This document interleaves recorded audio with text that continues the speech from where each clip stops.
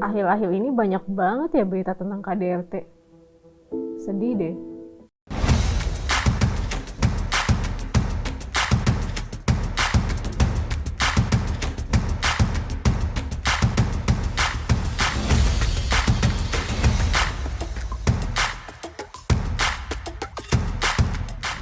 Jadi, apa sih kekerasan dalam rumah tangga atau KDRT? Domestic abuse atau kekerasan dalam rumah tangga adalah pola perilaku di mana salah satu pasangan berusaha untuk memiliki kontrol atau kendali terhadap pasangannya. Pasangannya ini bisa merujuk ke pasangan yang sekarang atau pasangan sebelumnya. Dan mereka bisa menyakiti secara fisik, seksual, atau emosional, memperlihatkan perilaku yang mengontrol pasangan, atau sampai memberi ancaman. Contoh-contoh perilaku ini adalah memanipulasi, mengintimidasi, meneror, menakuti, menyakiti, menghina, menyalahkan, mencederai, atau sampai melukai pasangannya. Jadi dalam kekerasan dalam rumah tangga ini bisa ada perilaku kekerasan fisik, kekerasan seksual, stalking, dan serangan psikologis yang dilakukan dari satu orang terhadap pasangannya. Perilaku kekerasan ini juga bisa timbul bertahun-tahun, memberikan dampak yang luar biasa, dan pada akhirnya bisa timbul dampak psikologis, ekonomi, cedera pada diri yang serius, sampai kematian.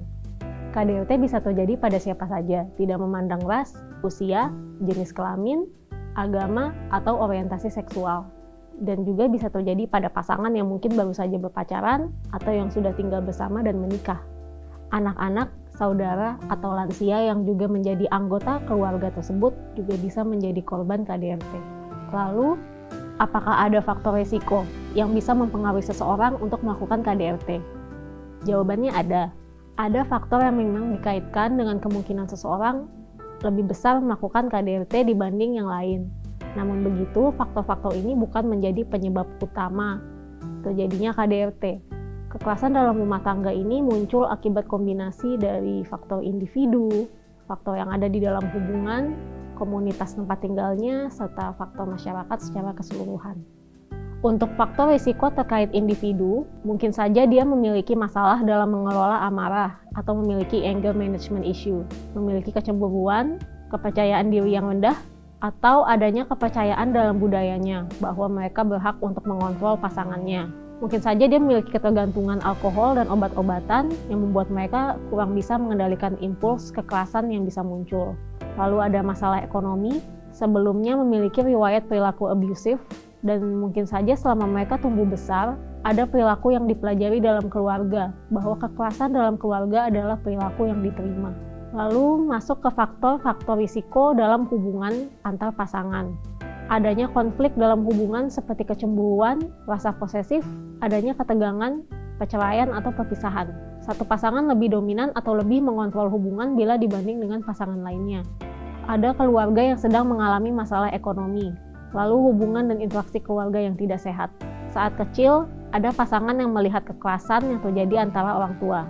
Lalu ada anak yang mengalami pola asuh orang tua yang buruk, atau menerima hukuman disiplin secara fisik dari orang tua semasa kecil, sehingga berpengaruh terhadap tumbuh kembangnya. Lalu untuk faktor-faktor komunitas, mungkin saja di komunitas tersebut tingkat kemiskinannya tinggi, tingkat penganggurannya juga tinggi, banyak kejahatan dan kekerasan yang terjadi di wilayah komunitas tersebut, tetangga-tetangga tidak saling menjaga satu sama lain, mungkin saja orang-orang di wilayah tersebut tidak tertarik untuk menengahi situasi di mana mereka melihat adanya kekerasan. Lalu mudah mendapat akses terhadap obat terlarang dan alkohol di sana. Lalu kembali lagi, apa dampak yang bisa diterima dari kekerasan dalam rumah tangga? Kekerasan dalam rumah tangga bisa menimbulkan efek yang berat dan berkepanjangan.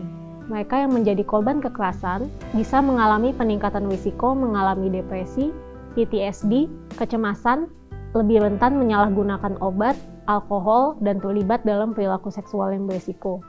Bila sangat berat, mereka juga bisa mengalami kecenderungan untuk bunuh diri. KDRT juga dikaitkan dengan masalah-masalah kesehatan seperti sakit kepala, sindrom-sindrom nyeri, gangguan pencernaan, serta kesehatan tubuh yang umumnya buruk atau mudah sakit.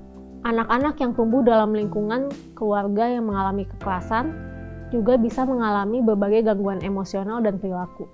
Kekerasan dalam rumah tangga sebenarnya merupakan isu yang sulit juga untuk diidentifikasi. Banyak juga kasus yang tidak dilaporkan terhadap tenaga kesehatan dan pihak berwajib.